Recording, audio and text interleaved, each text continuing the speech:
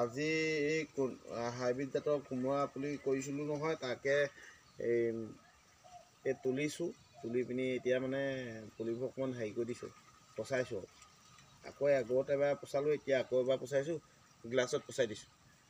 যদি মানে এইখিনি পুলিখিনি ডাঙৰ হৈ যায়, ডাঙৰ হৈ যোৱাৰ পিছত তুলিবলৈ অসুবিধা হ'ব মানে কাৰণটো কেলৈ শিপাবোৰ ছিগি যাব। শিপাবোৰ ছিগি গ'লে এই গছজোপাৰ সাহসটো মানে গছজোপাই বহুত কষ্ট পাব। এইকাৰণে কষ্ট পাব, গছজোপাবোৰ আমাৰ মানুহৰ নিচিনাহে। কাৰণ মানে আমি যেনেকৈ হাতে ভৰিয়ে দুখ পালে যিমান কষ্ট পাওঁ, গছজোপাই শিপাডাল ছিগি গ'লে সিমান কষ্ট পাব।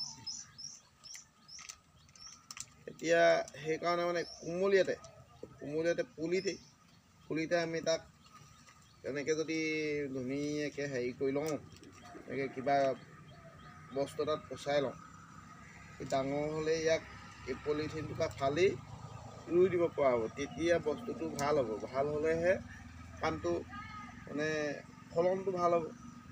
এনেই ফলন নাপায়, ফলনটো আপোনালোকে এনেই নাপাব।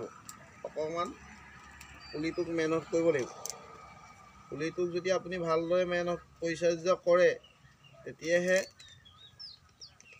সময়ত আকৌ গৈ পিনি ভাল ফল পাব, বজাৰত ভাল দাম পাব। যদি আপোনালোকৰ এই মোৰ অকণমানি ভিডিঅ'টো ভাল লাগিছে, এটা লাইক কৰি দিব দেই, আৰু কমেণ্ট এটা কৰিব।